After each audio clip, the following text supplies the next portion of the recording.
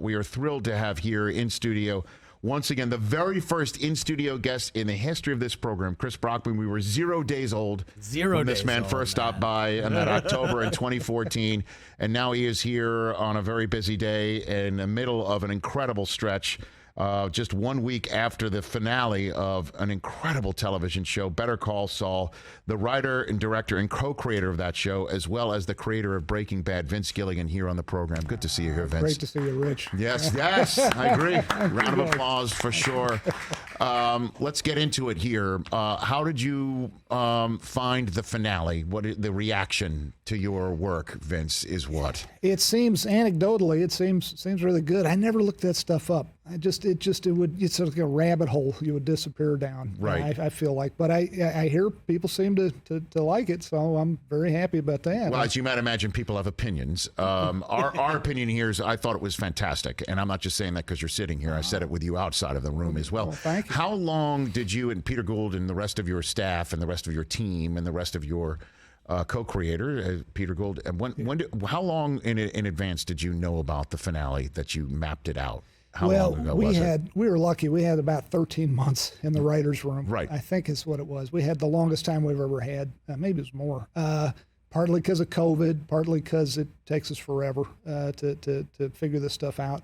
But we didn't know the ending at the beginning of that 13 months. We were kind of figuring it out as we went, as always. So probably, I don't know, a couple months before we wrote that last one, we had it figured out. A couple of weeks, maybe. Actually. A couple of weeks, well, all the little details, I guess. It took us. It takes a while. It takes a while to figure all this stuff out. Well, and again, I just kind of give a little heads up, and you were kind enough in the back of in our back green room to give me the green light as well. You consider a week is enough of a time period to start talking about spoilers? Are you you fine know what? with that? I guess anybody who's watching who hasn't seen it yet, just maybe. Well, I don't want to tell anybody to tune out. I understand if they do. I understand if they would, and then then return to this conversation later on.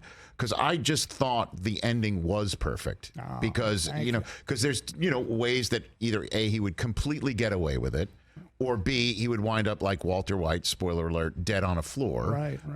But him being incarcerated and having to pay his debt to society, which he personally worsened because he copped to it himself because I guess he wanted to impress Kim Wexler. Is that what he wanted to do? Or redeem himself? I think he wanted to atone. I think there's a certain amount of redemption. The way we saw it is a little bit of Dickens' A Christmas Carol. There's a little bit of redemption in there, self-redemption. And I think he wanted to atone for his guilt, and he wanted to basically apologize. He did it in a very operatic way that wound up, spoiler alert, that he was going to get 7 years in the penitentiary. Instead, he gets 86. But but he seems to be doing okay at the end. He's doing the same job he was doing at the Cinnabon. That's right. Yeah, you saw the way that the dough was being kneaded by the same machine and everything. So and that's obviously purposeful that you would do that sort of thing. Well, it's one of those ironic things that he winds up doing the same job in the federal pen in Colorado that he was doing at the Cinnabon in Omaha. Can you walk me through what were some of the other ideas that you had but discarded for the end of the show? I wish I had some good ones for you, Rich. It's like we didn't really. I mean, you talk about everything, but I had some good ones for you for Breaking Bad. Right. But I don't remember that many this time around. It just felt like he needed to go to prison. Walter White died. Jesse Pinkman rode off into the sunset, went to Alaska, and hopefully he got away with it. That's the guy that got away. Here's hoping. Knock on wood. Jimmy really felt like he needed to go to prison because he's a lawyer. That felt like the most proper way to the legal aspect of it. Going into the system felt right. So I can't really remember any other good ones. Chris, you have a yeah, Vince. Was there any thought of having him take the deal, do the 7 and be done with it?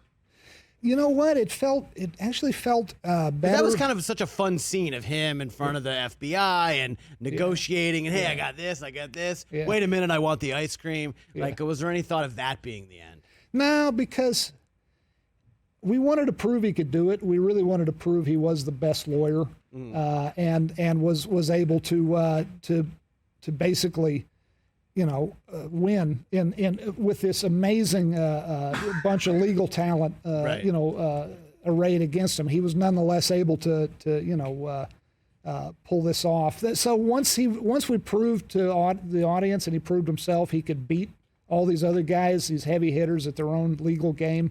Then we felt like, no, he's kind of got a, I don't know. It sounds very, Judeo-Christian, whatever, morality, whatever. But it just felt like he kind of had to pay for his sins. Yeah, I thought it was cool that he pointed out that the guy he was going up against, the FBI prosecutor, had never lost. I feel like that was kind of an important note there. And then he's like, well, watch this. Watch what I'm about to do. Vince Gilligan here on the Rich Eisen Show. And I appreciate you bearing with me as I just suddenly lost my voice right there.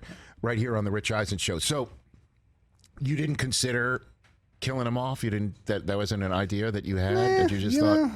I don't know that anybody wants to see that. And our character of Lalo, always called him La Cucaracha. He's the cockroach. And what does a cockroach do? A cockroach survives. And it felt like it was appropriate that he lived. Well, it's interesting that you bring up Lalo, because I think that's one of the many, many brilliant aspects of Better Call Saul is the characters you created just for this show.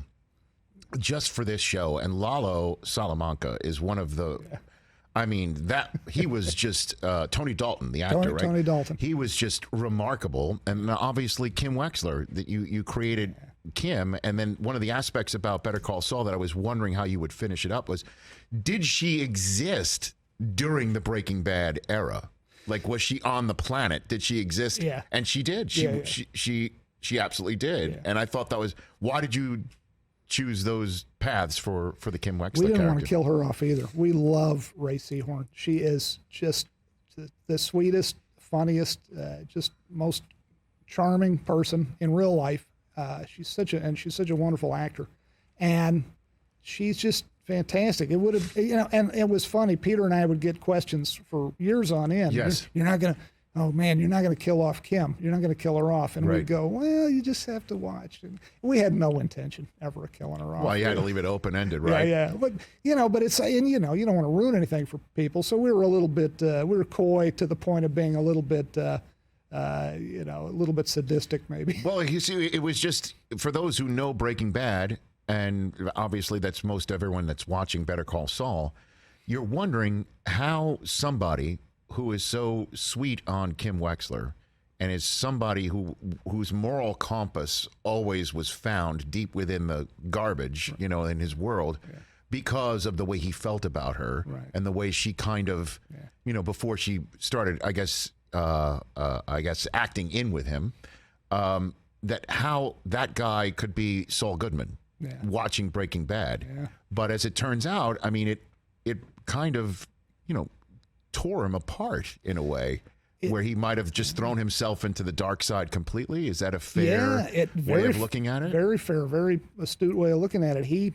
To us, he became Saul Goodman as a sort of an FU to just, so you won't be with me. So we're bad together. We're bad for the universe. We're bad for all the people around us. I'll show you bad. And it was just this self-defeating, weird caricature that he became. He kind of hardened into this legal caricature, and that was, it took us forever to figure that out. Once we finally figured that out, the question Peter Gould would always ask, which was a great question, is he would say at the beginning of the run of the series, he would say, what is the problem that becoming Saul Goodman solves?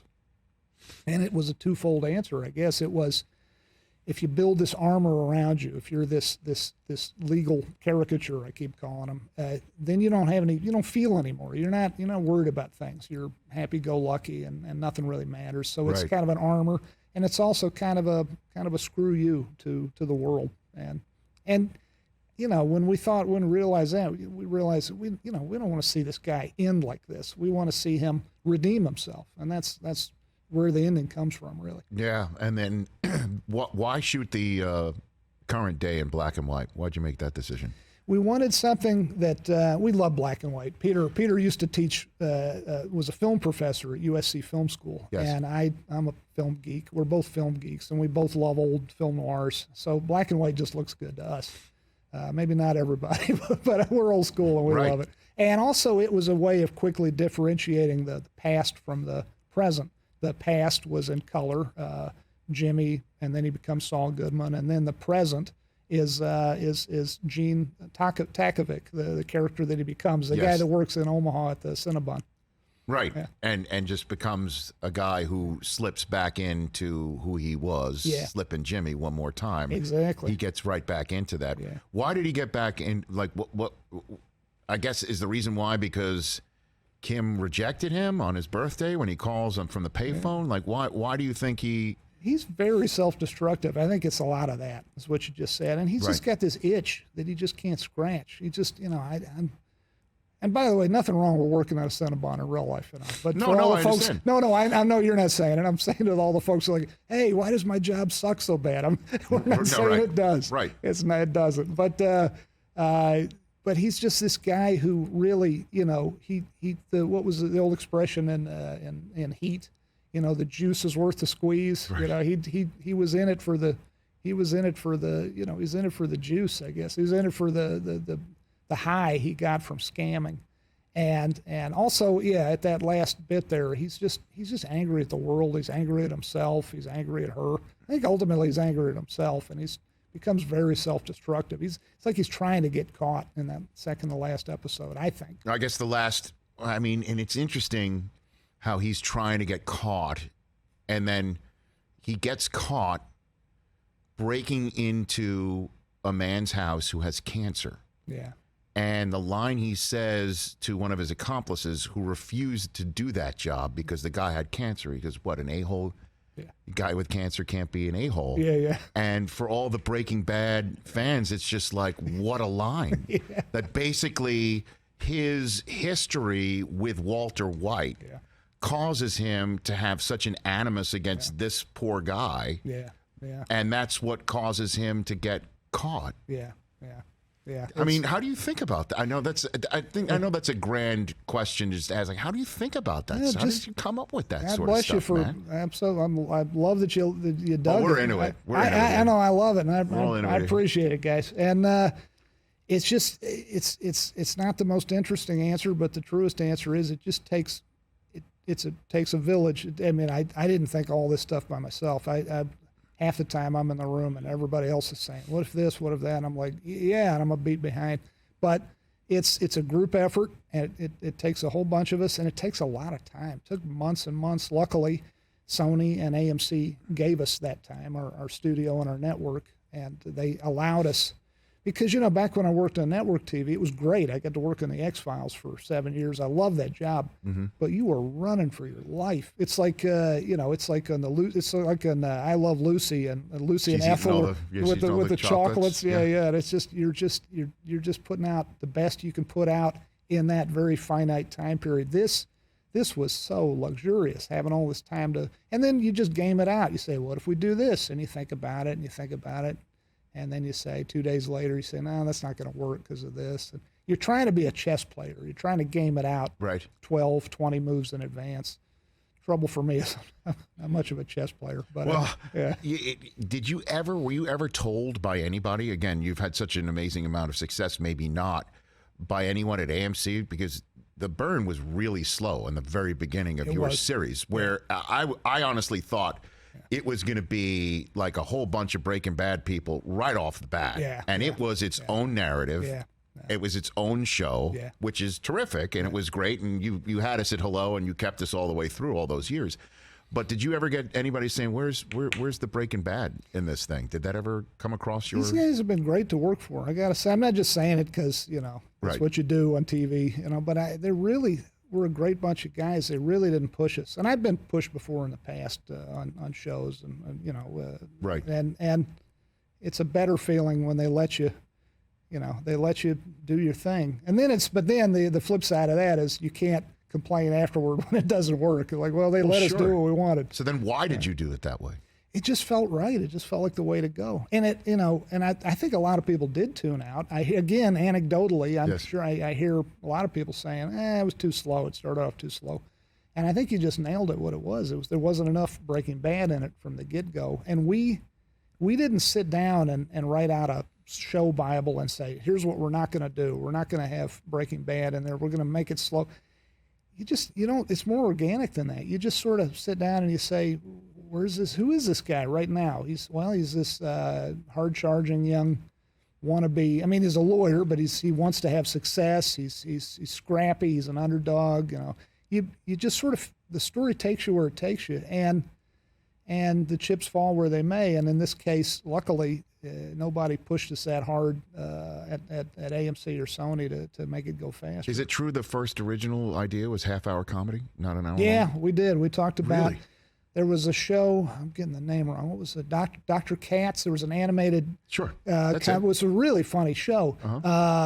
Basically, comedians coming on talking to a psychiatrist about their problems. We thought we were very derivative of that excellent show. We were saying, why can't it be done? Not animated, but why can't it be?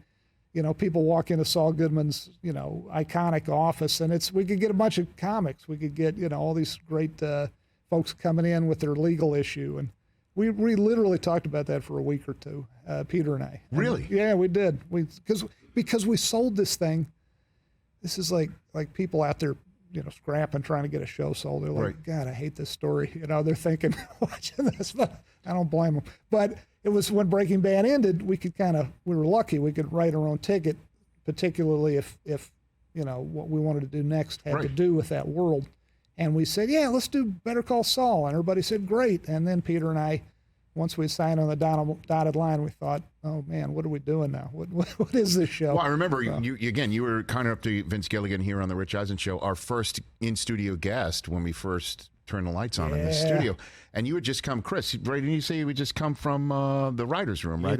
Come from season 1 writer's room. Right, of Better Call Saul. It was supposed to be about a 30-minute interview, turned into 90. Yeah, I know. It's pretty much what you were doing. And so, I totally understand why, you would be able to bat around some ideas, but clearly I think you landed on the right one, and that this was the one character, right? Like, was it another character that you were thinking of maybe going, or was it always Saul from the very beginning? It was Bob Odenkirk, it was Saul, and that was it from the beginning. Yeah, you know what it was? We weren't really thinking of a spinoff. It's just, it was so much fun. I think the very first time anyone floated the idea, it was one of our crew people on the set, and it was probably it was in Breaking Bad. It was maybe only an episode or two after Saul had first appeared. It might have been in season 2 of Breaking Bad. And one of our crew folks, one of our grips or gaffers, said, when you guys are doing the Saul Goodman spinoff, you really need to. And everybody laughed. We all laughed.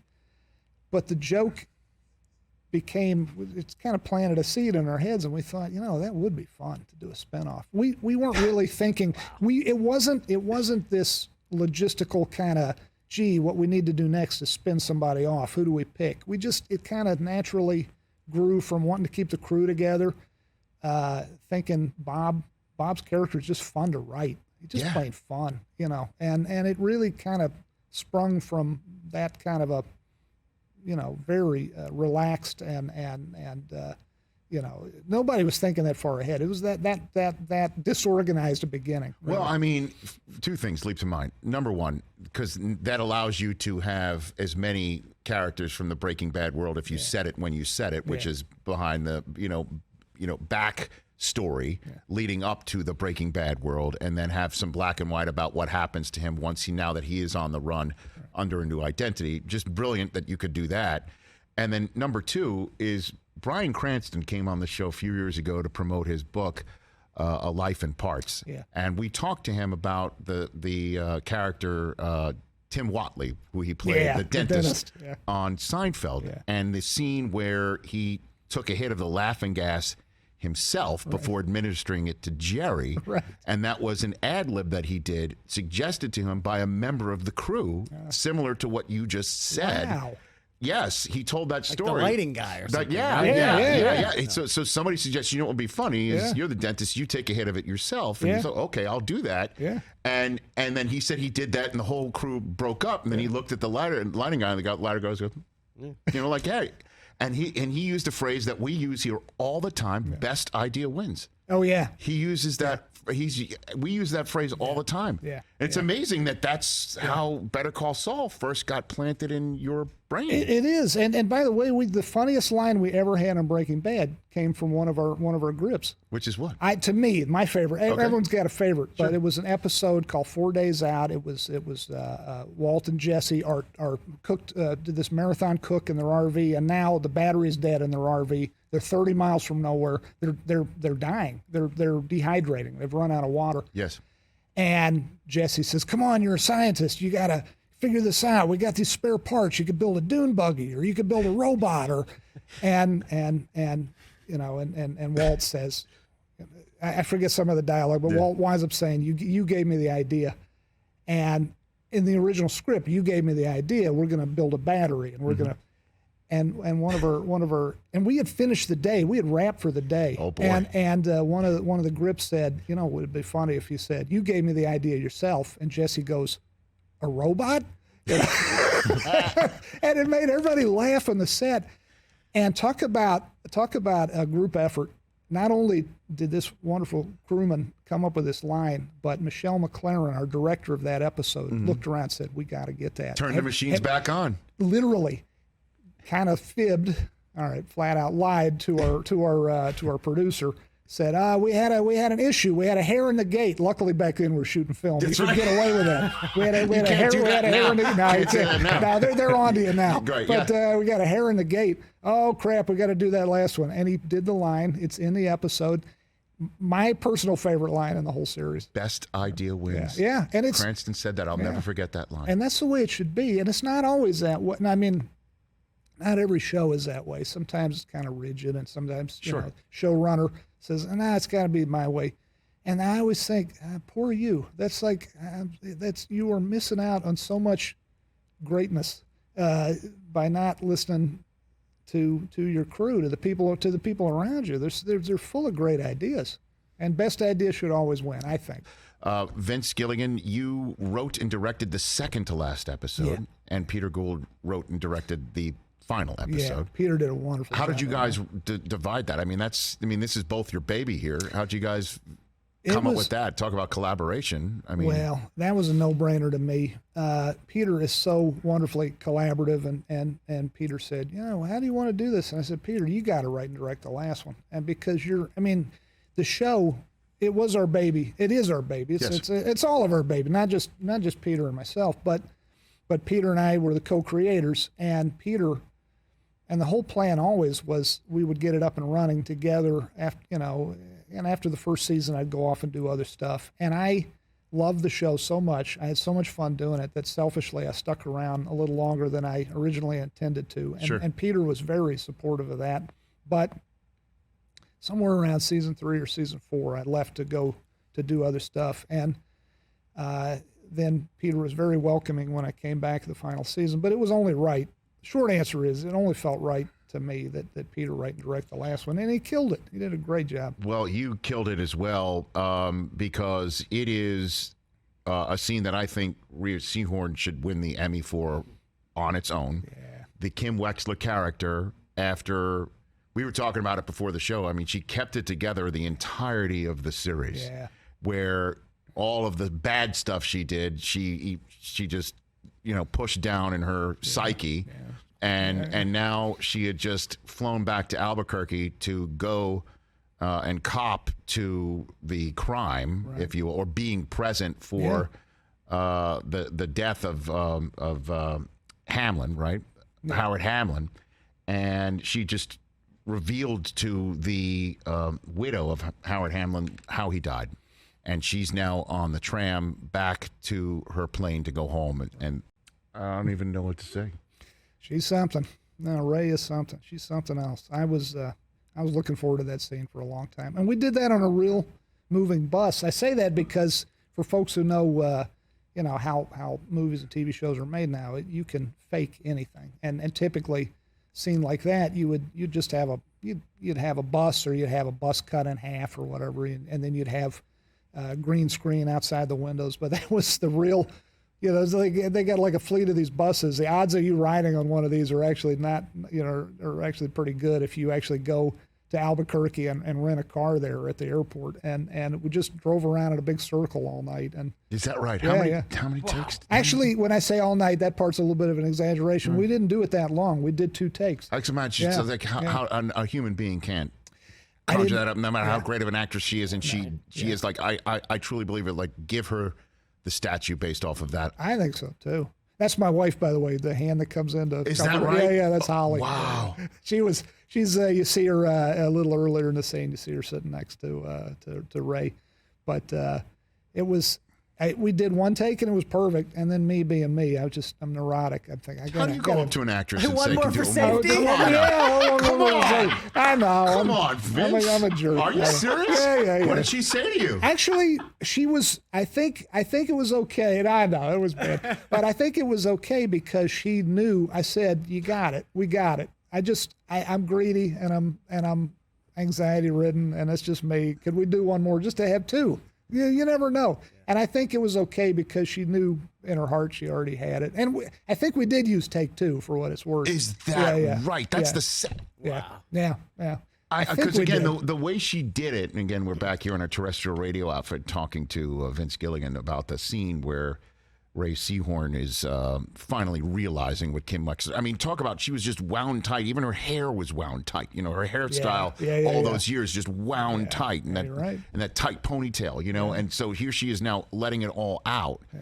And I just love the way that she's just sitting there, and you could see like she's just thinking of it, shaking her head as you sometimes think of, I can't believe I did that. Like that's the international symbol of I can't believe this happened. Exactly. And then it just boom. Comes out of her crying hysterically. Yeah. And it's ultimately a good thing. It's cathartic. It's like, and we had that discussion. She works so hard. She makes it look so easy. But all the greats make it look easy. But I think most of the greats, you know, they're really, you don't see the blood, sweat, and tears. And she was thinking about it and writing notes about it and working on it for days and weeks leading up to it. We talked a lot about it, and I said, you know, it's sadness. It's just this great well of regret and despair, but it's also kind of cathartic. It also feels kind of good to let it out, and I think you see both of that and both those emotions in that scene. Spectacular. Yeah. Just spectacular. How dare you make her do it a second time? I know. You mentioned not ever wanting to kill off Kim's character. Thank you for that. I don't think we would have been able to handle it. But one person who didn't make it out was Howard Hamlin. Did you always have this end in sight for Howard? And Patrick Fabian's been on here this show multiple times, by the way. It was going to be at the hands of Lalo. Was it always going to be like that? You know, you guys would be amazed. Everybody would be amazed how. Because, you know, I take it as the highest compliment. You guys ask questions like that. Yeah. You're like, oh, and you must have had that figured out way in advance. The beginning of it all, Howard Hamlin was the bad guy, and that was our intention. When I'm talking at the beginning of season 1, he was the bad guy. He seemed like the obvious choice for bad guy. This good-looking, handsome, you know, pulled together, always everything, you know, you never a hair out of place. With the Namaste license plate. Yeah, and you're just otherwise. like, you're tie bar. Yeah, you're just, the pump is primed for you to hate this guy. And then we realized, wait a minute, the bad guy, the more interesting bad guy is Chuck McGill, played by the amazing Michael McKean. Right. And have him be the bad guy, Jimmy's own brother. Right. So you figure this stuff out as you go, I guess, is the short answer. And I don't know when we came up with him dying, but it felt like if Kim and Jimmy are really sticking it to Howard, there needs to be some consequence they don't see coming. That's kind of the way you kind of do the calculus. I did scream out loud. I didn't see it coming. Too. That was rough. I didn't see it coming either. Yeah. I did not see it coming either. And again, you know, Ray had so much of her character doing some bad stuff and bad stuff happening for her to start thinking about it in her head. I'd love to get into her process. That really was unbelievable. Vince, she'd be great on this show. I'm sure she'd love to. Well, anybody from your world is welcome here, that's for sure. Vince Gilligan here, a few more minutes left with the co-creator and writer and director of Better Call Saul. All right, let's get into it. So you got how many? It looked like you got a couple days with Bryan Cranston and Aaron Paul. We got a couple days with him. Did you only got a couple scenes out of him? I mean, one together and then one separate. Why did you have Aaron Paul connect with Kim? What was that? Because you could have. You could have connected any dots you wanted, and these are the dots that you connected.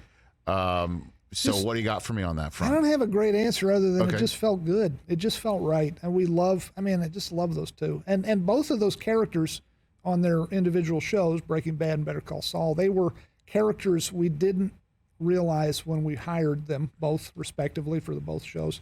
We didn't realize how important they were going to be to both of their individual series. We didn't know, I've told this story many times, but Jesse Pinkman, we were going to kill him off at the end of season 1. And season 1 was only going to be 9 episodes, Breaking Bad. And we were going to kill him off because I figured dumbly that, he will have fulfilled his utility to the plot. He would have gotten Walter White into this world of criminality. And then once that was done, you don't need him anymore. That was so short-sighted. And then, of course, he winds up being, integrally important to Breaking Bad. And the same goes for Ray's character, Kim Wexler. She's just, there wouldn't be, I don't think we would have had as much love, as many viewers, as much ink written about the show if it weren't for this character of Ray. She's just fantastic. And so just seeing those two together, both number 2 on the call sheet, so to speak. Yeah, there it is together. Outside of Saul Goodman's office, sharing smoke. Yeah. I feel so bad that night. Was it really pouring? Oh, no, it wasn't pouring. Okay. That's all fake rain, courtesy Werner Hanline, our wonderful special effects genius. But it was miserable. It's just as miserable as a real thing to shoot in, I can tell you that. Sure. But it was months ahead of when the whole rest of the script was written, because it was the small window we had to get Aaron Paul. And he was such a trooper. It's just peeing down rain, fake rain, but still peeing down rain all night. It's cold. And he does not smoke. I think he used to in real life. But I said, I got to have a reason for you two to be standing there talking as long as you are, because the vibe from her, rightly so, is that she's not going to spend a lot of time here talking with you. So she just signed divorce papers. Exactly. She kind of wants to get out of there. And he's kind of looking her up and down like, man, you're pretty milfy, which she is. Yeah. He was smoking these clove cigarettes, and he was such a trooper. I didn't even know this until late in the night. He would do the scene. You do a great many takes, especially when, like me, you're making people do it more than once. And he would go inside, and I think he might even have thrown up. He had such a migraine from these these fake cigarettes, and he was such a trooper. I didn't even know it until my AD said, do you have to do another one? Yeah, he's really suffering, and he's the sweetest guy in the world. Well, and then there's the scene where it's Walter White and Jesse Pinkman back together in the RV with Saul Goodman in there, and the RV's not starting, and just the byplay between Jesse and Walter. It was just so delicious to see the derision and the anger and the odd buddy aspect of it just back one more time with the RV not starting. Why'd you decide to utilize that moment? Because again, you only had a small window with these guys, and I just wanted to understand what your choices were with getting these guys back on screen. I think in that case, and that episode was written and directed by Tom Schnauz. I think maybe my oldest friend in the world, who I'm still in touch with on a regular basis. He and I met at NYU Film School, and he just crushed it, as he always does, writing and directing. That was a great episode, and I think we were thinking, we need to see how quickly this character of Saul Goodman kind of takes charge of this situation. He's on his knees with a gun to his head. These guys are about to kill him, or at least they're threatening to. I don't know if they would have done it. And then suddenly he turns things around, and it feels by the end of the scene, you guys, you two clowns work for me. And that felt like the right time to plant that flag. And having said that, the truth was more complicated. I think Saul Goodman did live in fear of Walter White, especially toward the end. I think everybody on Earth, not everybody on Earth, everybody in that world did. But yeah, there was a time there where Saul, is the consigliere who is kind of in charge of the operation and saying, why don't you, do it this way, don't do that, and you'll get caught. And there wouldn't have been, as he says in that last episode of Better Call Saul, there wouldn't have been a Heisenberg without me. And I think there is some truth to that. There's no question. Yeah. And then, of course, the scene in the finale where Walter White is there with Saul Goodman, and they're, on the process of going on the lam, and we all know Walter decides not to do that, and that's the way Breaking Bad winds up ending. The fact that the question about who Saul Goodman is deep down inside, and Jimmy McGill and how he became Saul Goodman, and the question for this entire series was why? Why was he like this? Yeah. For Walter White to be given the line to reveal essentially what's going on, where Saul reveals about the Slip and Jimmy story, and he turns to him and he says, so you've always been like this? Yeah. And I just was blown away. I'm like, that you guys build up to this slow burn to have Walter White deliver that line is unbelievable. And the shot that Peter set up from down below, he just walks into the frame and delivers that line. Yeah. It's so great, man. I'm getting goosebumps just even man, friggin' God talking about Rich. it. It's really, and again, I'm just wondering, did you specifically set this thing up to have Walter White deliver that line when it's all said and done? Because he reveals the answer at the very end. That Peter wrote that line in there, and Peter wrote and directed that episode. Yeah. And we plot these things out together as a team of writers, but not every detail, not every granule in this is a group effort. And I don't remember, maybe we did talk about that in the writers' room, but it's just as likely, if not more likely, Peter just came up with that when he was writing it. Yeah. It's brilliant. Yeah, I mean, brilliant. That's the answer. Yeah. There's no escaping it. You've always been like this. So I guess before I let you go, Vince, what is next? What can you tell me about what is next? I want to keep. I better keep the pedal to the metal because I'm not getting any younger, and I kind of want to. I love this world of Breaking Bad and Better Call Saul, but I kind of feel like I gotta try something new. I gotta prove to myself I'm not, kind of a one-trick pony. So I've got a new project. It'll be knock on wood, we're pitching it this week actually, and if it goes, it'll be a TV series. It has nothing to do with Breaking Bad, nothing to do with Better Call Saul. And it's not really, it does not center on an anti-hero. It centers more on someone who is got some issues, got some rough edges, but is essentially trying to be heroic. So I'm being a little coy. No, I understand that, and I don't want to pin you down to something that you don't want to answer, but I am reading about, is it science fiction related? And it is. To me, it's, and I grew up loving science fiction. Well, I mean, you said just X-Files for 7 years. Yeah, and I would call this will appear when people watch it or read it. They'll say it's science fiction. To me, it's more allegorical, but it'd be safe to say it's science fiction. Okay, so then, do you think we have seen the last of the Breaking Bad Saul world then, Vince? Never say never. I don't have any. I mean, not a scintilla of plans to do anything else with any of that world right now as we record this. But if I get my ass handed to me with this new show, come on, I go like, oh man, baby needs return a new to home base, new mortgage. Retreat. Come on now, man. Kim Wexler, attorney at law. Come on.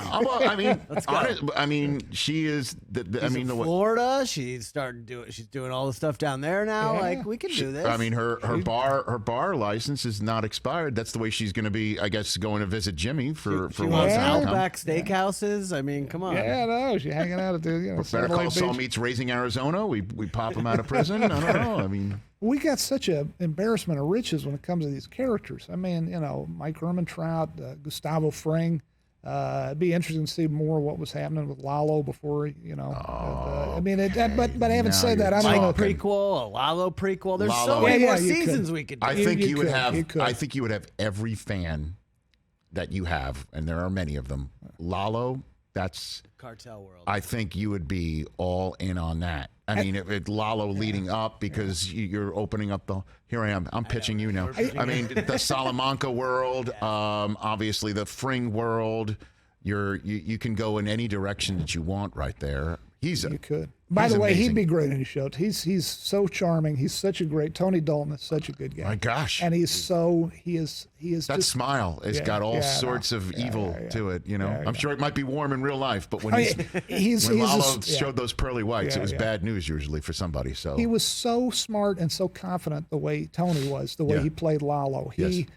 Because he could literally. That's a character that's so evil, so chaotically. Where you're like twirling the mustache like somebody's tied to the tracks. Yeah. But he was so smart to play it so the reverse of that. He's just suave, like the most interesting man in the world. He has no trouble killing people, as we've seen time and time again on the show. But he doesn't not enjoy it, but he's not cartoonish about it. He's just like, he's a guy you want to have a beer with, but God forbid you cross it.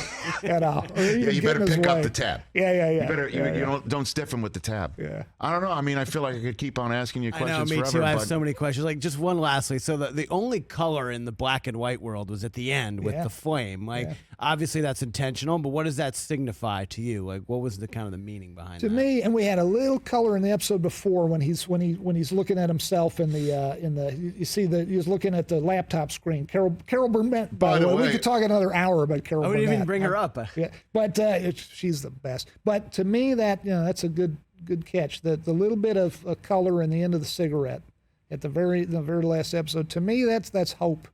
That is hope. Not that he's necessarily going to get out of prison. Although I don't know if they keep you in for 86 years, really. Hopefully not. With good behavior, maybe it's 30. Him with good behavior? Yeah. I don't know about him. Good behavior. Well, they just let out the dude who shot Ronald Reagan. Yeah, Hinckley's out. Then if Hinckley's out, Saul's got some hope for him, huh? They're talking about Sirhan. He might get out. Here we go. Yeah. So, keep a happy thought. But he, it's to me, that's hope. Not necessarily that he'll get out, but that these two respect each other again. He always respected her. I think that she respects him. There's some love there. Yeah. It's going to be, hopefully they get some visitation going on because it's going to be tricky. But yeah, to me. And by the way, Carol Burnett. God, what an honor it was to work with her. She's a fan of the show, and that's how she was a fan of Breaking Bad. Holly and I got to know her and her husband Bryan, dating back to, we've known her several years now. And then when this character came up, the opportunity to use this, to have this character, I said to Peter and the writers, "What do you guys think about Carol?" And they said, "Oh my God, could we get her?" And thank goodness we did. We got her, and she is. It was a tough shoot, and she made everyone on the crew happy just by her very presence. Yeah. It was really tough with COVID, with Bob Odenkirk having his heart failure right on the set, and it was, earlier in the season, and it was just a real hard slog to shoot this at the final season. And she just brightened everybody's life when she showed up, all the crew. She's just wonderful. Well, I mean, if I had told you when you came in here on our first day in 2014, hey, the season, your show's going to last damn near 10 years, and you're going to get Carol Burnett to finger Saul Goodman at the very end, you'd be like, what? What? But that's what happened. We didn't see that coming. Carol Burnett fingers Saul Goodman. That's what happened. Vince, you have always been so generous with your time. And again, I can't wait to see what you got cooked up next. We are all in. No question about that. Thank you. Anytime. Stay in touch. Vince Gilligan, everybody check out Better Call Saul and Breaking Bad, all of it. If you have just watched this and you haven't watched it, we apologize. But check it all out again. It's as fresh as the first day you saw it. Thanks for being here, Vince Gilligan. Thank you, Rich.